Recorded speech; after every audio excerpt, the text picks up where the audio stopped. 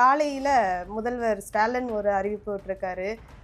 உரிமை தொகை மகளிருக்கு வந்து 5000 ரூபாய் கொடுக்குறோம் அப்படிங்கிற மாதிரி சொல்லியிருக்காங்க. கைப்புண்ணுக்கு கண்ணாடி எதுக்கு? எலெக்ஷன் வரப்போகுதுங்கிற பதட்டத்துல திமுக என்ன பண்ணுவோமோன்னு பித்து பிடிச்ச மாதிரி அலையிறாங்க. அந்த பித்தில் ஒன்றுதான் இந்த அறிவிப்பு. முதல்வர் ஸ்டாலினின் நாடகத்துல இது ஒரு முக்கியமான நாடகம். இந்த திட்டத்தை வந்து முடக்க பாக்குறாங்க. இல்ல என்னத்தை முடக்க பாக்குறாங்களா? இது என்னது ஒரு முதல்வர் பேசுற பேச்சா இது? இவரை யார் முதல்ல 3 வருஷம் குடுங்கன்னு தானே எதிர்கட்சி தலைவர் சொல்லிட்டு இருந்தாரு. இங்கே மக்களுக்கு கிடைக்க வேண்டிய நன்மைகளை யாராவது தடுக்கிறதுக்கு இருக்காங்களா? பிரதான எதிர்கட்சியான அதிமுக அதை எப்போ வரவேற்குமே தவிர அதை முடக்கணும்னு பார்ப்பாங்களா? முட்டாள்தனமான வாதம். உண்மையிலேயே முதலமைச்சருக்கு எந்த ஒரு புரிதலுமே இல்லை. அவர் ஏதோ எழுதி கொடுக்கறத படிக்கிறாரே தவிர அவர் புரிஞ்சோ உணர்ந்தோ ஒரு கம்பேஷனோட பேஷனோட எல்லாம் பேசுற மாதிரி எல்லாம் தெரியல. குலவிளக்குன்னு ஒரு திட்டம் 2 கட்டமாக 5 வாக்குறுதிகளாக 10 வாக்குறுதிகள் அதிமுகவின் பொதுச் செயலாளர் அண்ணன் எடப்பாடியார் வெளியிட்டார். சஸ்பென்ஸ்னா சஸ்பென்ஸ், அதுதான் த்ரில்லர். எங்க யாருக்குமே தெரியாது. திடீர்னு கூப்பிடுறாரு, தலைவர் பிறந்தநாளுக்கு எல்லாத்துக்கும் பிரஸ் மீட் கொடுக்குறாருன்னு தகார்னு எடுத்து படிக்கிறார். அதுதான் ரியல். இது இவங்களும் அதே மாதிரி பண்றாங்களாம். அடுத்தவங்களை பார்த்து காழ்ப்புணர்ச்சி, பொறாமை, காண்டு. குரூப் 4 டிஆர்பி எக்ஸாம்ஸ் வரைக்கும் தேர்வு வாரியம் என்ன பண்ணுதுன்னே தெரியல. குரூப் 2 எழுதுறதுக்கு உட்காந்தா டெக்னிக்கல் ஃபால்ட்டுங்கிறாங்க. அவசர அவசரமா எதை சொன்னாலும் அதிகாரிகளே இடமாத்திடுறது, அதிகாரிகள் மேல போட்டுறது. ஆனா ஏன் அதை கூட பார்க்க முடியாத ஒரு கையாலாகாத அரசாங்கத்தை வச்சுக்கிட்டு நீங்க 5000 ரூபாய் கொடுத்துட்டா மக்கள் மாறிடுவாங்களா? என்ன அக்கிரமம் இது? அவங்க என்ன சொல்றாங்கன்னா, ரிசல்ட் சின்னத்துக்கு பயந்துகிட்டு தான் இப்ப குடுக்குறாங்க. மகளிர் எல்லாம் ஏன் பக்கம் இருக்காங்க? பாவம் தம்பி விஜய் அவருக்கு என்ன தெரியும்? இந்த உரிமை தொகை பத்தி தெரியுமா? அதிமுக ஏற்கனவே சொல்லிச்சு குலவிளக்கு திட்டம். இப்ப 2000 ரூபாய் அவங்க அறிவிச்சிட்டாங்க. அதை பார்த்து பயந்துதான் முதலமைச்சர் ஸ்டாலின் அவசரமா வெளியிட்டிருக்காரே தவிர இதுவரை எந்த பொறுப்பிலுமே இல்லாத நேற்றைய மழையில் முளைத்த காளானை போன்ற ஒரு கட்சி திடீர்னு ஒரு அறிக்கை விட்டா அந்த அறிக்கையில ஏதாவது ஒரு அர்த்தம் விஜய்க்கு புரியுமா? எலெக்ஷன் ரிசல்ட் வந்ததுக்கு அப்புறம் தெரியும், ஒண்ணுமே இல்லாம போவாங்க. இந்த தேர்தலோட இந்த தம்பி விஜய் அவரோட கட்சி காணாமல் போகும். ஒரு தலைவர்னா எப்படி இருக்கணும்? எங்கேயாவது உலகத்துல பார்த்துருக்கீங்களா? இன்டர்வியூ பண்ணவங்களே இன்டர்வியூ எடுத்து NDTVல போட்டாங்க. கேவலம். அந்த டிவிக்கும் கேவலம். இதுக்கு எல்லாருக்கும் தமிழ்நாடு மக்களுக்கே கேவலம். நிம்மதி ப்ராப்பர்ட்டி மேனேஜ்மெண்ட். உங்கள் பழைய வீட்டை புதிய வீடாக மாற்றலாம் வாங்க. வாய்ஸ் ஆஃப் தமிழ்நாடு நேயர்களுக்கு வணக்கம். இன்னைக்கு நம்மளோட சிறப்பு நேர்காணல்ல பிரபல செய்தி வாசிப்பாளர்னு சொல்லலாம், ஏடிஎம்கேயோட செய்தி தொடர்பாளர்னு சொல்லலாம், இப்படி பல்முகம் கொண்ட ஒருத்தவங்களை தான் நம்ம பேச போறோம். வாங்க பேசலாம். வணக்கம். வணக்கம் கலைச்செல்வி. நல்லா இருக்கேம்மா. அழகா இருக்கீங்க. முன்னாடி எப்படி உங்களை ஃப்ரேம்ல பார்த்தோமோ அதே மாதிரியே இருக்கீங்க. எப்படி இதெல்லாம் தெரியல. காலையில முதல்வர் ஸ்டாலின் ஒரு அறிவிப்பு விட்டுருக்காரு. உரிமை தொகை மகளிருக்கு வந்து 5000 ரூபாய் கொடுக்குறோம் அப்படிங்கிற மாதிரி சொல்லியிருக்காங்க. இது மந்த்லி கொடுக்குற ஒரு அமௌண்ட் தான். ஆனா எதற்கு இந்த இன்னும் கொஞ்சம் மாசத்துலயே நமக்கு எலெக்ஷன் வரப்போகுது. அதுக்கு முன்னாடி அந்த 5000 ரூபாய் அனௌன்ஸ்மெண்ட் பண்றதுக்கு காரணம் என்ன இருக்கு? என்னவா இருக்கும்? கைப்புண்ணுக்கு கண்ணாடி எதுக்கு? ஏதோ இன்னொரு 70 நாள்ல எலெக்ஷன் வரப்போற பயம்தான். இவ்வளோ நாள் செய்யாம இருந்துட்டு 3 மாதத்துக்குரியதை சேர்த்து கொடுக்குறாங்களாம்.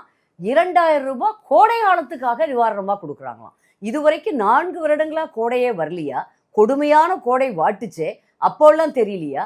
இந்த 1000 ரூபாய் உரிமை தொகை 3 வருஷம் வரைக்கும் எதிர்கட்சி தலைவர் எங்கள் பொதுச் செயலாளர் எடப்பாடியார் அவர்கள் திரும்ப சட்டமன்றத்திலையும் வெளியிலையும் வலியுறுத்துறதுக்கு பிறகு பொதுவா கொடுத்து, அதுவும் தகுதி உள்ளவங்க தகுதி இல்லாதவங்கன்னு பிரிச்சு பெண்களுக்கு இடையிலேயே அவ்வளோ ஒரு மன வேதனையும் ஒரு வெறுப்பையும் உருவாக்கி, அதற்கு பிறகு இப்ப எலெக்ஷன் வருதுங்கிறதுக்காக நிறைய பேருக்கு கொடுக்குறோம் 1,13,00,000 பேருக்குன்னு சொல்லி.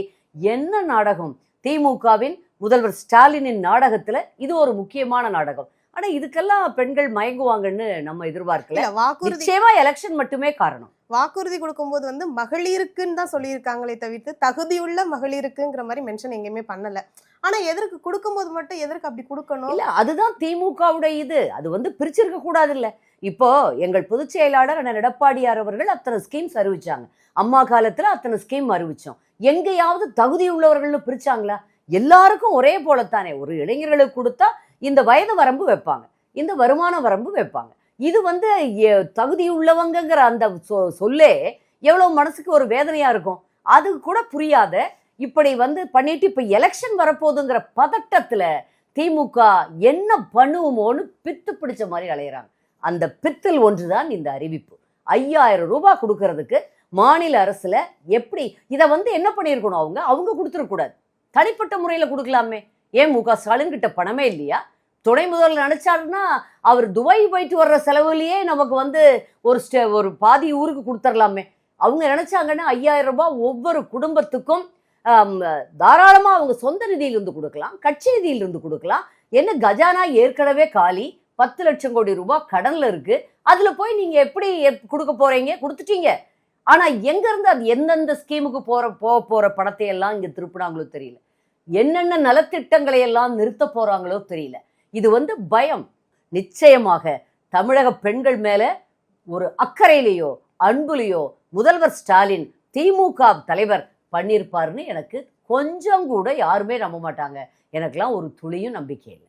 இல்ல, சிஎம் அப்ப சொல்லும் போதே சொல்லியிருக்காரு, இந்த திட்டத்தை முடக்க பாக்குறாங்க, அதனால தான் இப்ப குடுக்குறோம் அப்படிங்கிற மாதிரி என்ன சொல்லியிருக்காங்க. முடக்க பாக்குறாங்க? மார்ச் ஏப்ரல் அமௌண்ட்டை முன்கூட்டியே நாங்க குடுக்குறோம் அப்படிங்கிற மாதிரி சொல்லியிருக்காங்க. இல்ல என்னத்த முடக்க பாக்குறாங்களா? இது என்னது ஒரு முதல்வர் பேசுற பேச்சா இது? நானும் பார்த்தேன், எப்படி முடக்குவாங்க? அது தேர்தல் அறிவிச்சுட்டா கோட் ஆஃப் கான்டக்ட் வந்துடும், எலெக்ஷனுடைய கோட் ஆஃப் கான்டக்ட் வந்துடும். அப்ப இந்த மாதிரியான நலத்திட்டங்கள்லாம் தர முடியாது நினைக்கிறேன். அதனால நிறுத்துவாங்களே தவிர முடக்க பாக்குறதுனா இவரை யார் முடக்க பாக்குறா? இவரை யார் முதல்ல 3 வருஷம் கொடுங்கன்னு தானே எதிர்கட்சி தலைவர் சொல்லிட்டு இருந்தாரு. இங்கே மக்களுக்கு கிடைக்க வேண்டிய நன்மைகளை யாராவது தடுக்கிறதுக்கு இருக்காங்களா? அதிலும் குறிப்பாக பிரதான எதிர்கட்சியான அதிமுக அதை எப்போ வரவேற்குமே தவிர அதை முடக்கணும்னு பார்ப்பாங்களா? முட்டாள்தனமான வாதம். உண்மையிலேயே முதலமைச்சருக்கு எந்த ஒரு புரிதலுமே இல்லை. அவர் ஏதோ எழுதி கொடுக்கறத படிக்கிறாரே தவிர அவர் புரிஞ்சோ உணர்ந்தோ ஒரு கம்பேஷனோட பேஷனோட எல்லாம் பேசுற மாதிரி எல்லாம் தெரியல. அதையெல்லாம் அவர் இழந்து வெகு நாட்கள் ஆகிவிட்டது. இப்போ இபிஎஸ் அவங்க சொல்லியிருக்காங்க, எங்கன்னா பார்த்து பயந்துதான் நாங்க 2000 ரூபாய் கொடுக்குறோம்னு சொன்ன அந்த வாக்குறுதியை பார்த்துதான் அவங்க இப்ப 1000 ரூபாய் கொடுத்துருக்காங்க. அந்த 1000 ரூபாவை கொடுத்ததையும் இப்ப 5000 ரூபாய் கொடுக்கறதுக்கு அப்படி என்ன இருக்குது? அப்போ எங்க மேல உள்ள ஒரு பயத்தினாலதான் இப்ப 5000 ரூபாய் கொடுக்குறாங்களோ? உண்மையிலேயே போட்டிக்குத்தான். இப்போ குலவிளக்குன்னு ஒரு திட்டம், அதைத்தான் சொல்ல வந்தேன். இப்ப 2 கட்டமாக 5 வாக்குறுதிகளாக 10 வாக்குறுதிகள் அதிமுகவின் பொதுச் செயலாளர் அண்ணன் எடப்பாடியார் வெளியிட்டார். சஸ்பென்ஸ்னா சஸ்பென்ஸ், அதுதான் த்ரில்லர், அதுதான் சஸ்பென்ஸ். எங்களுக்கு யாருக்குமே தெரியாது. நாங்களாம் அப்ப தலைமை கழகத்துக்குள்ளதான் இருந்தோம், ஒருத்தருக்கும் தெரியாது. திடீர்னு கூப்பிடுறாரு, தலைவர் பிறந்தநாளுக்கு எல்லாத்துக்கும் பிரஸ் மீட் கொடுக்குறாருன்னு டஹார்னு எடுத்து படிக்கிறார். அதுதான் ரியல். இவங்களும் அதே மாதிரி பண்றாங்களாம். காலங்காத்தால உடனே போட்டுட்டு அது வெளியில விடாம டபார்னு வீடியோ வழியாக சீஃப் மினிஸ்டர் பேசுவாராம். அந்த குலவிளக்கு திட்டத்துல முதல்ல அண்ணா அறிவிச்ச திட்டமே அந்த 2000 ரூபாய் மாசம் பெண்களுக்கு கொடுக்கறது. இவங்க மகளிர் உரிமை தொகைன்னு கொடுக்குறாங்களே, முழுக்க அதிமுகவை பார்த்து காப்பி அடிப்பதுதான் திமுகவுக்கு வேலை. இந்த குலவிளக்கு ஏதோ தாங்க கொடுக்குற 1000 ரூபாய் பார்த்து நாங்க அதிமுக பொதுச் செயலாளர் அறிவிச்சிருக்காருன்னு சொன்னது மாபெரும் வடிகட்ட போய். 21 தேர்தல் அறிக்கையிலேயே அதிமுக இந்த குலவிளக்கு திட்டத்தை 1500 ரூபாய் மாதம் கொடுப்பதாக அறிவித்திருக்கிறது. அதைத்தான் இப்ப 2000 ரூபாயா கொடுத்தாங்க. அதைத்தான் இவங்க திமுக 1000 ரூபாய்ன்னு சொல்லி அதை மகளிர் உரிமை தொகைங்கிற பேர்ல கொடுக்குறாங்க. தங்களுக்கா சுய புத்தி திமுக கிடையவே கிடையாது. அடுத்தவங்களை பார்த்து காழ்ப்புணர்ச்சி, பொறாமை, காண்டு சொல்லுவாங்கல்ல இந்த மெட்ராஸ் பாஷையில, காண்டு. அப்படி காண்டுல தான் அவங்க அலைஞ்சிட்டு இருக்காரே தவிர உண்மையிலேயே ஒரு மக்கள் மேல நாம் மக்கள் பணி செய்ய வந்த ஒரு மக்கள் சேவகர் தான் முதலமைச்சர். அது அவங்களுக்கு இல்ல. அவங்க ராஜா மாதிரி நடப்பு. அவங்களுக்கு இந்த மாநிலம் சேர சோழ பாண்டியர்கள் 3 பேரும் சேர்ந்ததுன்னா அவங்களுடைய மறு வடிவம் நானு, எல்லாரும் என்னுடைய அடிமைகள், என்னுடைய குடிமக்கள்ங்கிற மாதிரியான போக்கு அவருக்கு, அவர் மகனுக்கு, அவர் குடும்பத்தாருக்கு இருக்குது. இது மிகவும் கண்டிக்கத்தக்கது, மிக மிக வன்மையாக கண்டிக்கத்தக்கது. அவருடைய லெவல் போறது வேற லெவல்ல போயிட்டு இருக்காரு. அந்த பக்கம்னு பார்த்தோம்னா தாவேகா புதுசா இப்பதான் வந்திருக்காங்க. அவங்க என்ன சொல்றாங்கன்னா, விசில் சின்னத்துக்கு பயந்துகிட்டு தான் இப்ப கொடுக்குறாங்க. மகளிர் எல்லாம் என் பக்கம் இருக்காங்க, எனக்கு பயந்து என் பக்கம் வந்துருவாங்கங்கிற ஒரு பயத்துலதான் இப்ப 5000 ரூபாய் கொடுக்குறாங்கன்னு சொல்லிட்டு அவரு ஒரு அறிக்கையை வேற விட்டுருக்காரு. அதை நீங்க எப்படி பாக்குறீங்க? அதுவும் முதலமைச்சர் விடுற அறிக்கை மாதிரி தான். பாவம் தம்பி விஜய் அவருக்கு என்ன தெரியும்? இந்த உரிமை தொகை பத்தி தெரியுமா? அதிமுக ஏற்கனவே சொல்லிச்சு குலவிளக்கு திட்டம், இப்ப 2000 ரூபாய் அவங்க அறிவிச்சிட்டாங்க. அதை பார்த்து பயந்துதான் முதலமைச்சர் ஸ்டாலின் அவசரமா இப்ப வெளியிட்டு இருக்காரே தவிர இதுவரை எந்த பொறுப்பிலுமே இல்லாத நேற்றைய மழையில் முளைத்த காளானை போன்ற ஒரு கட்சி திடீர்னு ஒரு அறிக்கை விட்டா அந்த அறிக்கையில ஏதாவது ஒரு அர்த்தம் விஜய்க்கு புரியுமா? அந்த அறிக்கைக்கு அவர் தெரிஞ்சுதான் அவர் பேசியிருக்க மாட்டார். இப்போ எழுதி கொடுக்கறத படிக்கிறார். யாராவது எழுதி கொடுக்கறதுக்கு கையெழுத்து போடுவாரா இருக்கும். அதுவுமே அவரை பார்த்து கையெழுத்து வாங்குறது கஷ்டம், அவரை பார்க்கறது கஷ்டங்கிறாங்க. யாரு கையெழுத்து போட்டு எப்படி வருதோ அதே தெரியாது. அதனால அந்த கட்சியெல்லாம் பேசுறதை விட்டுறலாம். இவரை பொறுத்த வரைக்கும் தாங்களே அவர்தான் சொல்லிக்கிட்டு இருக்காரு, அடுத்து எதிர்கட்சியா நாங்க தான் வருவோம்னு சொல்லி. முதலமைச்சரா இருந்தது போயிருச்சா, இப்ப எதிர்கட்சியா வருவாராமா? முதலமைச்சரா வர்றமோ வரலையோ கண்டிப்பா எதிர்கட்சியாவாச்சும். இது ஆரம்பத்துல என்ன சொல்லிட்டு இருந்தாங்க? முதல்வர் வேட்பாளர் நாங்க, முதலமைச்சரே விஜய் நாங்க. இப்பவே அந்த பல்ட்டியா, இப்பவே எதிர்கட்சி தலைவரா? எலெக்ஷன் ரிசல்ட் வந்ததுக்கு அப்புறம் தெரியும், ஒண்ணுமே இல்லாம போவாங்க. இந்த தேர்தலோட இந்த தம்பி விஜய் அவரோட கட்சி காணாமல் போகும். ஒரு தலைவர்னா எப்படி இருக்கணும்? தன்னை நம்பி வந்தவர்களை காப்பாற்றுவனாக இருக்கணும். முன்னாடி போய் வர்ற அம்புகளை தான் ஏந்தி கொள்பவனாக இருக்கணும். ஒரு பிரச்சனை, அவ்வளோ பெரிய பிரச்சனை 41 பேர் உன்னால செத்தாங்க. நாங்க வன்மையாக்காது முதல்ல கூட நாங்க என்ன பாவம், என்ன பண்ணுவாரு தெரியாதவங்க, அறியா பசங்க நினைச்சோம். அவங்க பேசுற வாய் நீளம் பாருங்க, எல்லாரும் கூட அதெல்லாம் பாக்குறப்ப அவங்களை இப்படி சும்மா விட்டு தப்புன்னு தோணுது. அவர்களை அங்க காலையிலிருந்து காத்து கிடக்க வச்சு தண்ணி கூட இல்லாம அவங்க முழுக்க விஜயை பார்க்க வந்த கூட்டம் அது. அவருக்கு ஓட்டு போடுற கூட்டம் சொல்ல முடியாது, பார்க்க வந்த கூட்டம். ஒரு சின்ன ரோல்ல நடிக்கிறவங்களா இருந்தா கூட நம்ம தமிழ்நாட்டுல அவங்கள பாக்குறதுக்கு 1000 பேர், அப்படியே பல்லாயிரம் பேர் போறது அது ஒரு பழக்கம், வியாதி மாதிரி ஆயிப்போச்சு. இப்போ நடிகை த்ரிஷாவோ நயன்தாராவோ போனா அதை விட கூட்டம் இருக்கும். இன்னும் ராஷ்மிகா மந்தனாலாம் வந்தா பயங்கரமான கூட்டம் இருக்கும். அதனால இவருக்கு வர்ற கூட்டம் எல்லாம் பெரிய கூட்டம் நினைச்சிடக்கூடாது. தமிழ்நாடு முழுக்க ஒட்டுமொத்த ரசிகர் மன்றங்களே பல ஆண்டுகளாக அவங்க அப்பா கட்டமைச்சிட்டு வந்தார். அந்த ரசிகர் மன்றங்கள்ல இருந்து தமிழ்நாட்டில இருந்து வர சொல்றாங்க. தமிழ்நாடு முழுமையில இருந்து வர்றதுனால ஒவ்வொரு இடத்துலையும் பார்த்தா லட்சக்கணக்கான பேர் தெரியுறாங்க. அப்படி பார்த்தீங்கன்னா எங்களால எவ்வளவு கூட்டம் காட்ட முடியும் தெரியுமா? எங்கள் பொதுச் செயலாளர் எடப்பாடியார் போகக்கூடிய இடங்களுக்கெல்லாம் எத்தனாயிரம் பேர் வர்றாங்க. இத்தனைக்கும் ஒரு தொகுதி மட்டும்தான், அங்க உள்ளவங்க மட்டும்தான் வரணும்னு எங்களுக்கு இன்ஸ்ட்ரக்ஷனே வந்துடும்.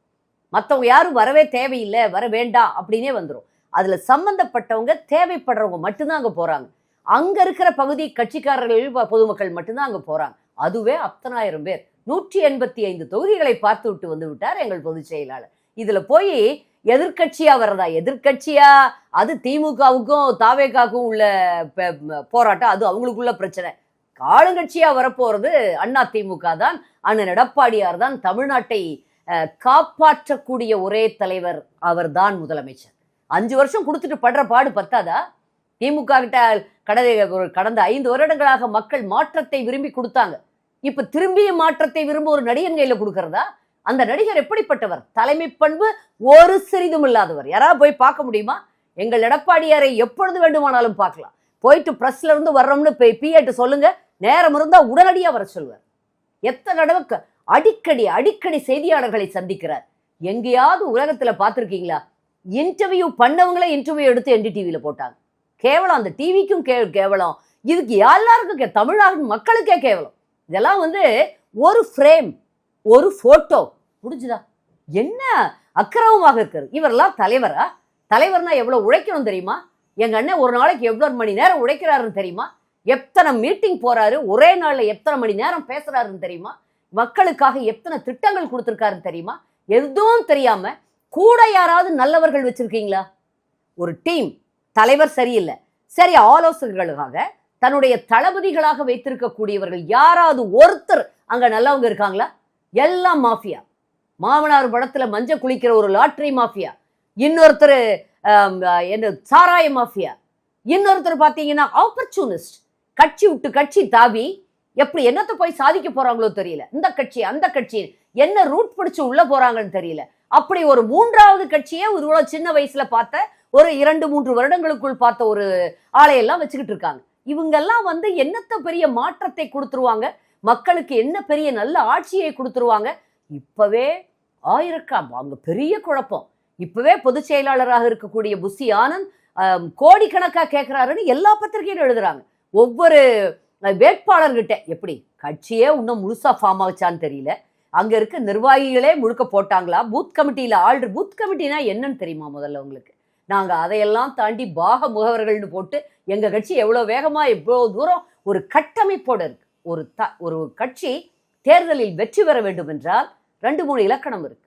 நல்ல ஒரு தலைவர் வேணும், அடுத்து தலைமை பண்புள்ள தலைவர் வேணும், தலைமைத்துவம் அவருக்கு இருக்கணும், அந்த தலைமை பண்பு அவரை ஒவ்வொரு இடத்துலையும் வெளிக்காட்டிட்டு இருக்கணும். வெளிக்காட்டி தனக்கு ஒரு ஆப்பர்ச்சுனிட்டி கிடைக்கிறப்போ அந்த சந்தர்ப்பத்தை முழுமையாக பயன்படுத்தி இருக்கணும். ப்ரூவன் சிஎம்மா இல்ல ப்ரூவன் லீடரா இருக்கணும். அதுக்கு கடந்த கால செயல்பாட்டில் பல சம்பவங்கள் அடுத்தடுத்து நடந்திருக்கணும். விஜயனுடைய கடந்த 30 வருட கால சினிமா வாழ்க்கையில எங்கேயாவது ஒரு இடத்துல அவர் தலைமை பண்புன்னு காட்டியிருக்காரா? ஒரு திரைப்படத்துக்கு பிரச்சனை வந்தா அம்மா காலில் போய் விடுறீங்க. கொடநாட்டு குளிர்ல அப்பாவும் பையனும் எப்படி நின்றுட்டு இருந்தாங்கன்னு எல்லாம் போட்டோ பார்த்துருப்பீங்க.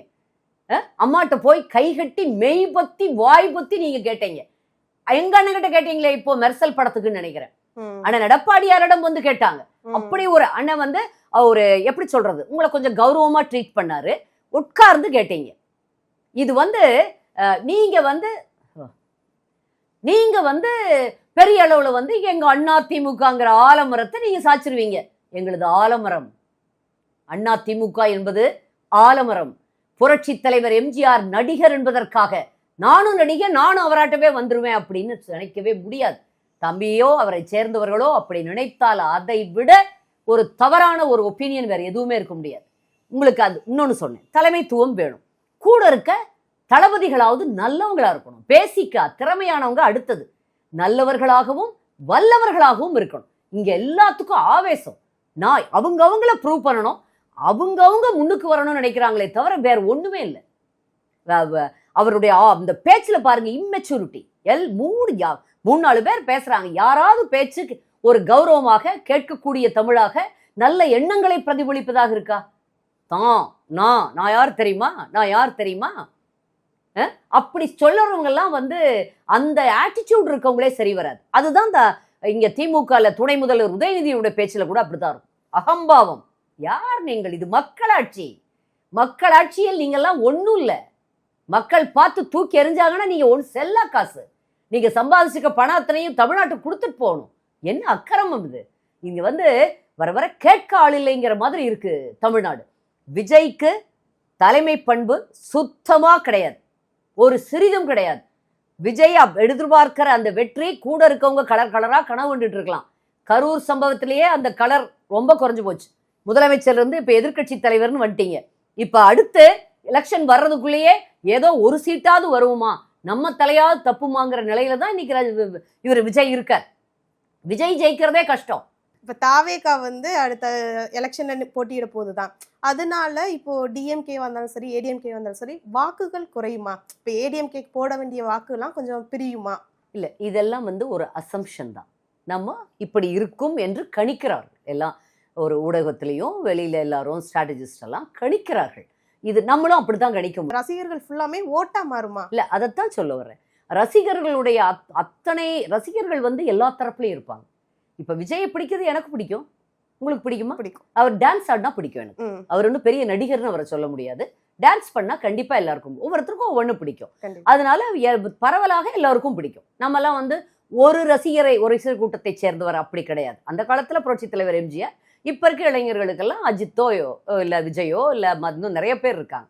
அதிமுகவை சேர்ந்தவர்கள் இருப்பாங்க, திமுகவை சேர்ந்தவங்க இருப்பாங்க, இன்னும் எல்லா கட்சியிலும் பரவலாக விஜயனுடைய ரசிகர்கள் இருப்பாங்க. அவங்க அத்தனை பேரும் அவரை பார்க்கறதுக்கு வருவாங்க. அவருடைய படம்னா முதல்ல போய் கைதட்டுவாங்க. ஆனா அவர்களே ஓட்டு போடுவாங்களாங்கிறப்போ எலெக்ஷன் வர்றப்போ அவங்கவுங்க கட்சிக்கு தான் போடுவாங்க. அது வந்து எல்லோருக்குமே அதை மாற்றுவது அவ்வளவு சுலபம் இல்லை. மாற்றக்கூடிய வகையில் இது வரைக்கும் விஜய் செயல்படவும் இல்லை. அதனால பயப்பட வேண்டியதில்லை. அப்படி இருந்தாலும் திமுக ஓட்டு, குறிப்பாக விடுதலை சிறுத்தைகள் ஓட்டும் திமுக ஓட்டும் தான் அதிகமா பிரியுது தவிர அதிமுக ஓட்டுக்கு பெரிய சேதாரம் இல்லை. இதுதான் எங்களுடைய ஸ்ட்ராட்டஜிஸ்ட், எங்களுடைய கணிப்புல எங்களுடைய வல்லுநர்கள்லாம் சொல்றது. அதிமுக ஓட்டு சேதாரம் இல்லாம இருக்கு, பெரிய அளவுல எங்களுக்கு பிரச்சனை இல்லை. திமுக ஏன் இவ்வளவு பதறது தெரியுமா? நாங்க கூலா இருக்கோம். ஏன் அவங்க பதறாங்க தெரியுமா? அவங்க ஓட்டு அவர் நிறைய ஷேரை பிடிக்கிறாருங்கிறதுனாலதான் அவங்க. இப்போ சமீபத்துல குரூப் 2 கேன்சல் பண்ணியிருக்காங்க. அவங்க வாக்குறுதி அப்பயே என்ன சொல்லியிருந்தாங்க அப்படின்னா, எக்ஸாம் எல்லாம் கரெக்டா பண்ணுவோம், இளைஞர்களுக்கு சம வேலை ஊதியம் எல்லாமே கொடுப்போம், பணி பாதுகாப்பு எல்லாமே கொடுப்போங்கிற மாதிரி தான் வாக்குறுதியிலேயே சொல்லியிருந்தாங்க. ஆனா இப்ப குரூப் 2 கேன்சல் பண்ணியிருக்காங்க. அங்க வேலை பார்க்குற இடத்துல பாதுகாப்பு இல்ல, ஊதிய உயர்வு இல்ல அப்படின்னு சொல்லிட்டு ரொம்ப போராட்டங்கள் அது நடந்துகிட்டு மட்டும் இருக்கு. இல்ல, குரூப் 4 டிஆர்பி எக்ஸாம்ஸ் வரைக்கும் தேர்வு வாரியம் என்ன பண்ணுதுன்னே தெரியல. இப்போ எல்லாரும் படிச்சு அதுக்கு வருஷக்கணக்கா ட்ரெயின் ஆகி பயிற்சி எடுத்து வந்து டிஎன்பிசி எக்ஸாம் எழுதுற குரூப் 2 எழுதுறதுக்கு வந்து உட்காந்தா தேர்வுகள் உட்கார்றதுக்கு முன்னாடியே எந்த இடத்துல நடக்கும், நடைபெறக்கூடிய இடங்கள் தேர்வு செய்யப்படாதனால டெக்னிக்கல் ஃபால்ட்டுங்கிறாங்க, அதனால கிடைக்கல அப்படின்னு சொல்லி அவசர அவசரமா எதை சொன்னாலும் அதிகாரிகளே இடமாத்திடுறது, அதிகாரிகள் மேல போட்டுறது. ஆனா ஏன் அதை கூட பார்க்க முடியாத ஒரு கையாலாகாத அரசாங்கத்தை வச்சுக்கிட்டு நீங்க வந்து 5000 ரூபாய் கொடுத்துட்டா மக்கள் மாறிடுவாங்களா? என்ன அக்கிரமம் இது? இல்ல, 5000 ரூபாய் கொடுக்க காசு இருக்குது, அப்ப என்ன ஊதியத்துல உயர்த்தி கொடுக்க காசு இல்லையா? ஊதியத்தை உயர்த்தி கொடுக்க காசு இல்ல, சம்பளம் போட காசு இல்ல, எந்த தரப்பு நிம்மதியா இருக்கு? இப்ப செவிலியர்கள் எடுத்துக்குங்க, அந்த சின்ன பிள்ளைகளை எப்படி தரன்னு எடுத்துட்டு போய் நம்மளுக்கு எப்படி பதபதிச்சது பாக்குறப்போ ஒரு கருணை கூட இல்லாத காவல்துறை ஆக்கிட்டீங்களே அப்படின்னு. அதே மாதிரி இடைநிலை ஆசிரியர்கள், அதுலயும் அப்படித்தான் நிறைய பெண்கள் அவ்வளவு தூரம் பாதிக்கப்பட்டிருந்தாங்க. போட்டு போலீஸ் வந்து அப்படியே அரெஸ்ட் பண்ணி அந்த வண்டியில ஏத்துறதை பாக்குறப்ப நம்மளுக்கு அவ்வளவு கஷ்டமா இருக்கு. அரசு ஊழியர்கள் இப்போ பழைய ஓய்வூதியத்தை கொடுப்பேன்னு சொல்லித்தானே வந்தீங்க, இப்ப கேட்டா அதிமுக கொடுத்துதா? நீங்க தானே வாக்குறுதி கொடுத்தீங்க, நாங்க குழு அமைப்போம்னு சொன்னோம், குழு அமைச்சோம். நீங்க வந்து இப்ப இந்த 5 வருஷமா என்ன பண்ணிட்டு இருக்கிறீங்க? ஒண்ணுமே பண்ணாம இருந்துட்டு கொடுக்கறேன்னு சொல்லிட்டு செவிலியர்களுக்கு என்ன பண்ணீங்க? நீங்க ஒப்பந்த ஊழியத்துல இருக்கிறவங்களை எல்லாம் நிரந்தரமாக்குறேன்னு சொன்னீங்க. இப்ப இவ்வளோ போராட்டத்துக்கு அப்புறம் எலெக்ஷன் வருதே பதச்சு 1000 பேர்த்துக்கு ஒரு அவங்களுக்கு நிரந்தரம் பண்றதா சொல்லியிருக்குது அரசாங்கம். ஆனா அது வந்துதான் தெரியலமா, அரசாணை சொல்லலையே, பாவம் எல்லாருமே ரொம்ப கஷ்டப்படுத்தி தான். ஆமா, ரொம்ப சிரமப்பட்டு அப்படித்தான் வந்தாங்க. அதோட அவங்களுக்கு உண்மையிலேயே அந்த பணி நிரந்தரம் செய்தார்களாங்கிறதுக்கு அரசாணை எதுவும் வந்துதான் நமக்கு தெரியல.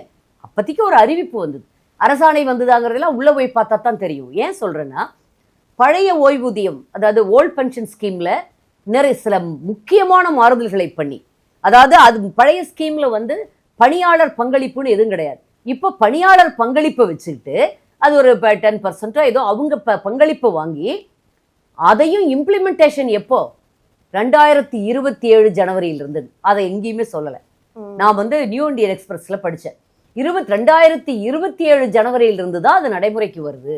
இது வந்து தங்களுக்கு எப்பவுமே எல்லா தொழிற்சங்கத்திலையுமே ஆளுங்கட்சிக்கும் எதிர்கட்சிக்கும் ஆதரவாளர்கள் ஒரு கூட்டம், எல்லா கம்யூனிஸ்ட் இயக்கம் எல்லாமே இருப்பாங்க.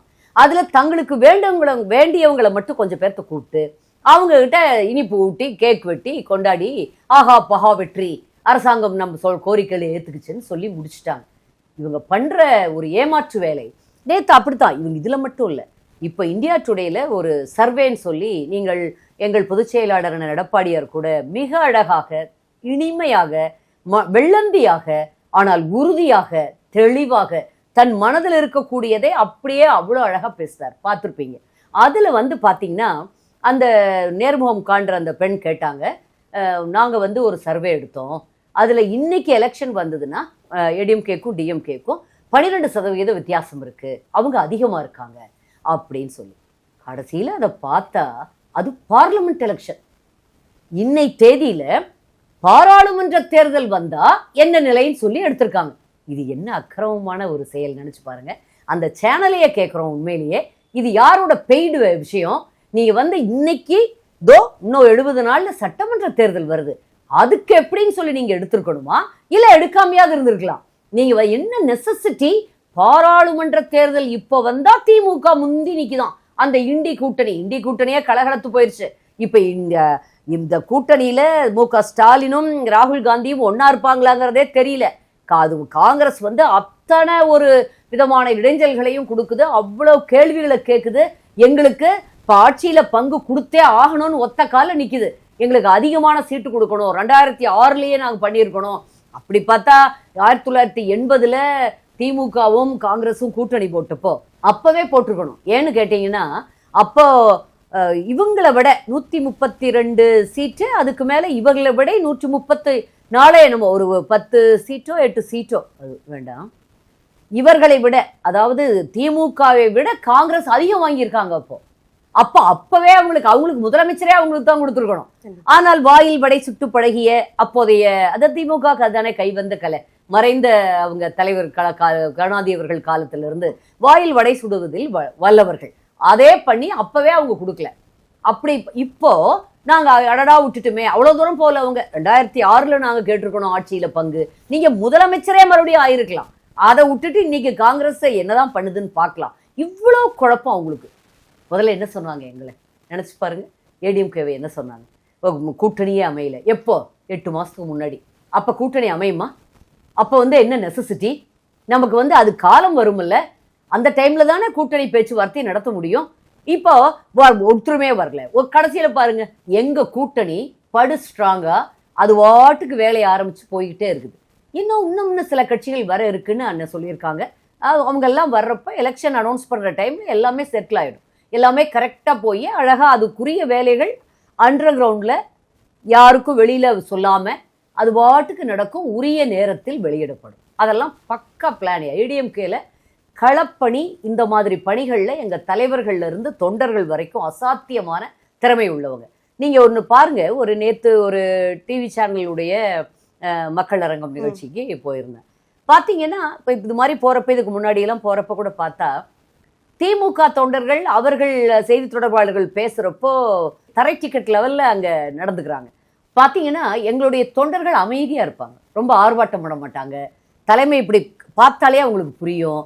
ரொம்ப ஒரு கட்டுக்கோப்பாகவே அம்மா வழி நடத்தி, இன்னைக்கு அண்ணன் எடப்பாடியாரும் அப்படியே வழி நடத்திட்டு இருக்கனால எங்கள் இயக்கமே ஒரு கட்டுக்கோப்பான இயக்கம், ஒரு பாசமான, ஒரு சாமானியர்களுக்கான இயக்கம். இது திமுக இப்ப கொஞ்ச நாளா அண்ணாவுடைய பாதையிலிருந்து வெளியில் ரொம்ப நாள் ஆகுது. அது முழுக்க முழுக்க பணக்காரர்களுக்கான, பெரும் பணக்காரர்களுக்கான இயக்கமாகி போயிடுச்சு. சாதாரண தமிழர்கள் அவங்கள எந்த விதத்திலையுமே திமுகவை ஆதரிக்கிறதுக்கு எந்த முகாந்திரமுமே இல்லை. அந்த அளவுக்கு தமிழர்களுக்கு, தமிழ் இனத்துக்கு எல்லா வகையிலையும் துரோகம் செய்துட்டு இருக்காங்க திமுக. ஆதவ் அர்ஜுனா சொல்லியிருக்காரு, ஏடிஎம்கேவோட 40% ஓட்டுல கண்டிப்பா 20% ஓட்டு டிவிகேக்கு கண்டிப்பா வரும். இது ரொம்ப, நான் என்ன சொல்றேன் அப்படின்னா, முதல்ல நீங்க சொன்ன நபருடைய கருத்துக்கெல்லாம் பதில் சொல்ற அளவுல நான் அண்ணா திமுகவோட செய்தி தொடர்பாளர், அவருக்கெல்லாம் பதில் சொல்லிட்டு இருக்கணுங்கிற அவசியம் இல்லை. ஆனா ஒண்ணு தெரியுது, அந்த பர்டிகுலர் ஆதவ் அர்ஜுனாவை எல்லாருமே திமுகவோட திமுகவுடைய ஸ்பை, திமுகவுடைய ஆளாகத்தான் அவர் விஜய் கூட இருக்காரு. அதே தெரியாம விஜய் கூட வச்சுட்டு இருக்காரு.